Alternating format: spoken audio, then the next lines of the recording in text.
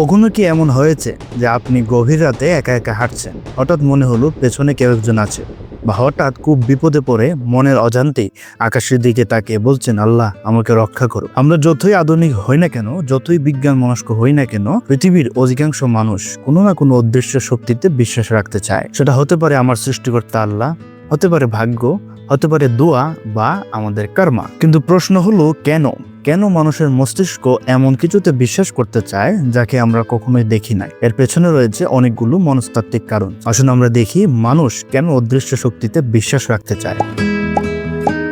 প্রথম কারণ হলো আমাদের ব্রেইনের সেফটি মোড। আদিম যুগে যখন মানুষ জঙ্গলে থাকতো, তখন ঝোপের আড়ালে শব্দ হলেই মানুষ ধরে নিত সেখানে বাঘ আছে। যারা এটা বিশ্বাস করত তারা পালিয়ে যেত, আর যারা ভাবতো এটা কিছুই না, শুধুমাত্র বাতাস, তারা বিপদের মধ্যে পড়ত। বিজ্ঞানীদের মতে আমাদের পূর্বপুরুষদের সেই ভয় বা সতর্ক থাকার স্বভাবটা আমাদের জিনের মধ্যে রয়ে গেছে। আমাদের ব্রেইন সবকিছুর পেছনে একজন কর্তা বা কাউকে খুঁজতে চায়। তাই আমরা মনে করি এই মহাবিশ্বের সব ঘটনার পেছনে নিশ্চয়ই কারো না কারো হাত রয়েছে। 2 নম্বর কারণ হলো কাকতালীয় ঘটনা মানতে না পারা। মানুষের ব্রেইন র্যান্ডম বা এলোমেলো ঘটনা মেনে নিতে পারে না। ধরুন আপনি খুব বিপদের মধ্যে পড়লেন, আর ঠিক তখনই অদ্ভুতভাবে সাহায্য পেয়ে গেলেন। আপনার মন বলবে এটা কাকতালীয় হতে পারে না, কেউ নিশ্চয়ই আপনাকে সাহায্য করেছে, হতে পারে কারো দোয়া বা আমার রব সাহায্য করেছে। আমরা সব ঘটনার মধ্যে একটা কারণ বা প্যাটার্ন খুঁজি। এই কারণ খোঁজার স্বভাবই আমাদের অদৃশ্য শক্তির দিকে ঠেলে দেয়। দিন শেষে বিজ্ঞান হয়তো বলবে এগুলো আমাদের ব্রেইনের কেমিক্যাল রিয়াকশন বা টিকে থাকার কৌশল,